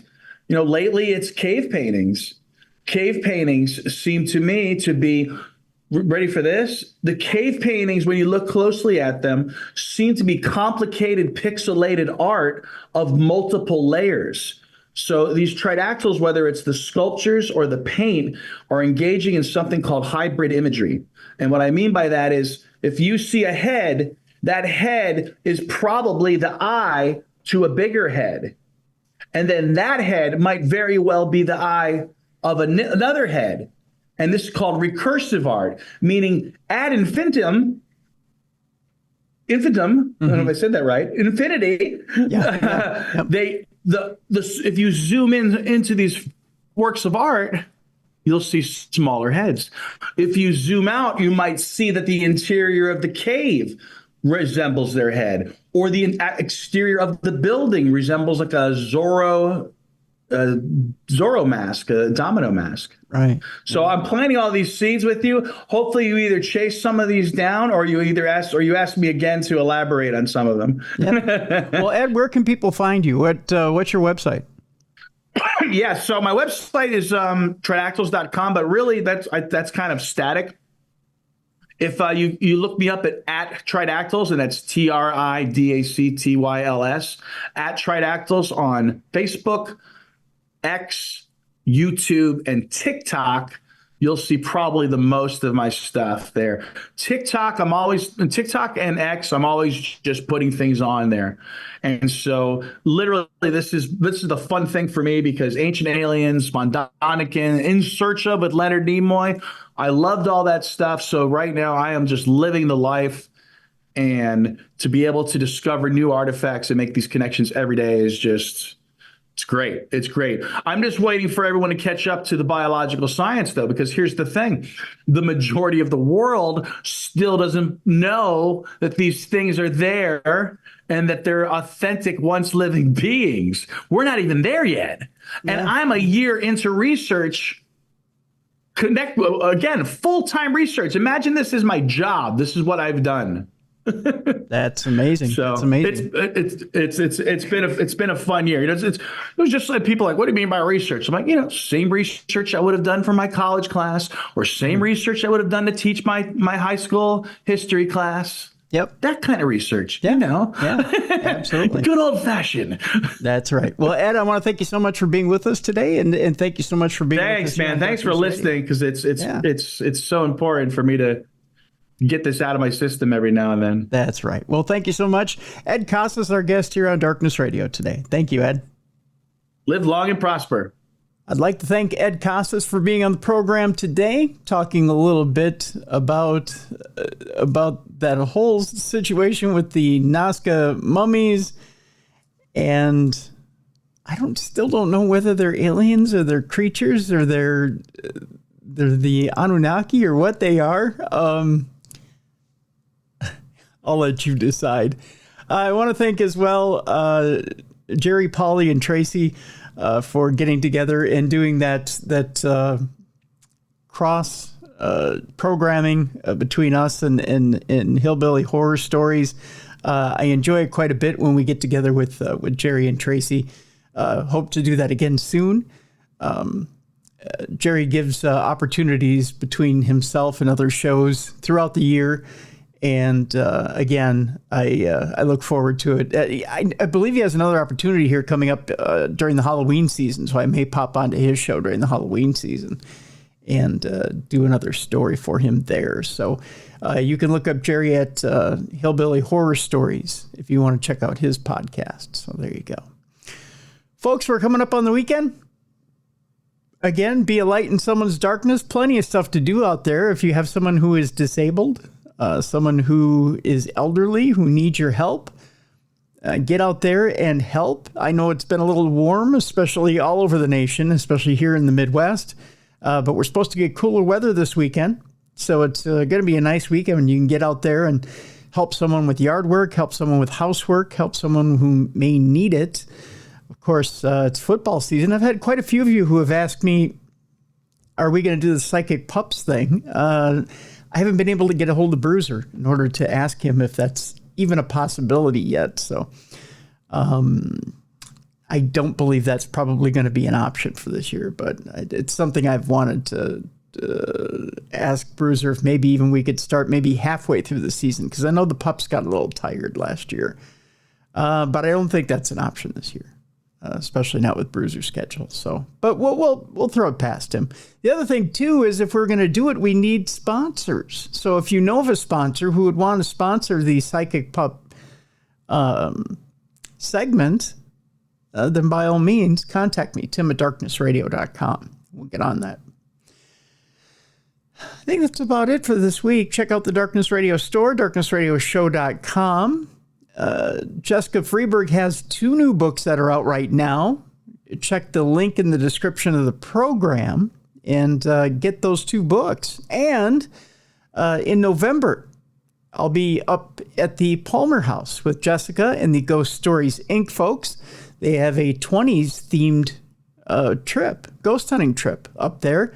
And by all means, it sounds like a good time. I've got to get a zoot suit. I don't think I fit in any suit I have right now because of the weight I've dropped, but I got to try and find a zoot suit for November. So it's bad enough my nephew's getting married next weekend. I'm trying to find a suit for that, but I gotta find a suit for this trip. So it'll be fun. It's going to be a fun time. So get your tickets for that. There's a discount code, Darkness20, for that trip.